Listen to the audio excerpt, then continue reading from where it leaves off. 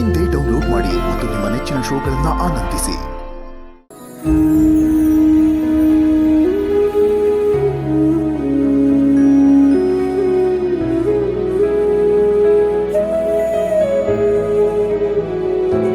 ಸಂಧ್ಯೆಗೆ ಎಷ್ಟೆಲ್ಲ ಹಿಂಸೆ ಕೊಟ್ಟಿದ್ದಾಳೋ ಏನೋ, ಅವಳು ಮಾತಾಡದೆ ಮೌನವಾಗಿದ್ದಾಳೆ. ಇಷ್ಟೆಲ್ಲ ಆಘಾತ ಆಗಿದೆ ಅಂದರೆ ಇವಳಿಗೆ ಊಟ ತಿಂಡಿ ನೀರು ಏನು ಕೊಡದೆ ಚಿತ್ರ ಹಿಂಸೆ ಕೊಟ್ಟಿರ್ತಾಳೆ ಅವಳು.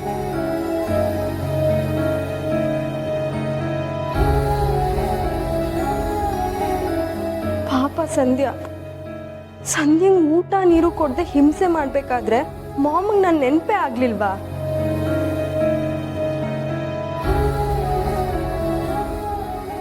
ನಾನ್ ಬೇರೆ ಅಲ್ಲ, ಸಂಧ್ಯಾ ಬೇರೆ ಅಲ್ಲ. ಅವಳು ನಂತರನೇ ಹೆಣ್ಮಗಳು ಅಂತ ಯೋಚನೆನೇ ಬರ್ಲಿಲ್ವಾ? ಮಾಮ್ ಇಷ್ಟೊಂದು ಕ್ರೂರಿ ಆಗಕ್ಕೆ ಹೇಗ್ ಸಾಧ್ಯ? ಹೇಗ್ ಸಾಧ್ಯ ಅಂದ್ರೆ ಏನ್ ಅರ್ಥ ನಿಧಿ? ಕಾಡ್ ಪ್ರಾಣಿಗಳಿಗಾದ್ರೂ ಸ್ವಲ್ಪ ಅನುಕಂಪ ಇರುತ್ತೆ, ಆದ್ರೆ ಇವಳು ಅದಕ್ಕಿಂತ ಕಡೆ.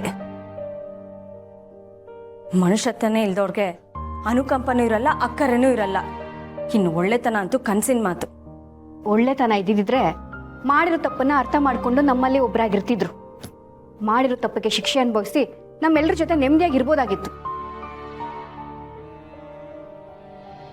ಪಾಪಿ ಕಣಮ್ಮ ಅವಳು. ಅವಳಿಂದ ಇದನ್ನೆಲ್ಲ ನಿರೀಕ್ಷೆ ಮಾಡೋದು ಸಾಧ್ಯನೇ ಇಲ್ಲ. ಸಾಕು, ಇನ್ಯಾರು ಅವಳ ಹೆಸರಾಗಲಿ ಅವಳ ಬಗ್ಗೆ ಆಗಲಿ ಮಾತಾಡೋದು ಬೇಡ.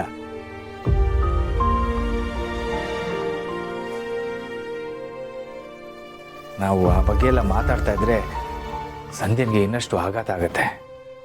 ನಾವಾದಷ್ಟು ಅವಳನ್ನು ಖುಷಿಯಿಂದ ನೋಡ್ಕೊಳ್ಬೇಕು, ಅವಳನ್ನು ಈ ಪರಿಸ್ಥಿತಿಯಿಂದ ಆಚೆ ತರಬೇಕು.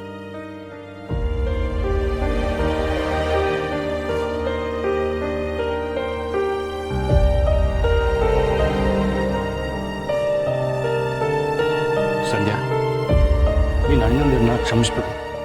ಹೌದು ಸಂಧ್ಯಾ, ನಿನ್ನ ಮುಂದೆ ನಿಂತ್ಕೊಂಡು ನಮಗೆ ಮಾತಾಡೋದಕ್ಕೆ ನಾಚಿಕೆ ಆಗ್ತಿದೆ.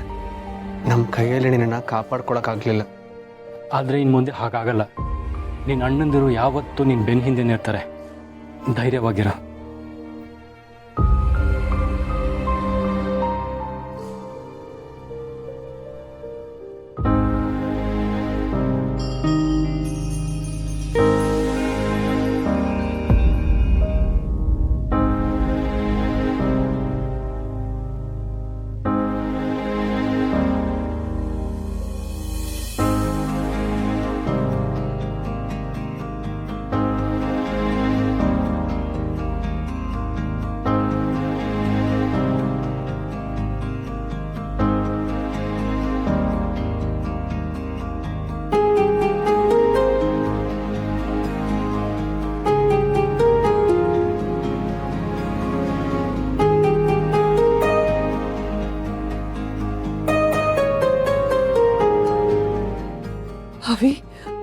ಅಭಿ,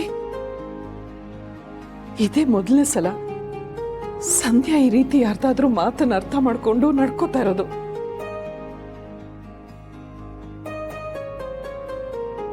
ಹೌದು, ಸಂಧ್ಯನ್ಗೆ ನಿಮ್ಮ ಮಾತು ಅರ್ಥ ಆಗ್ತಿದೆ, ಅವಳ ಮನಸ್ಸಿಗೆ ತಾಗ್ತಿದೆ.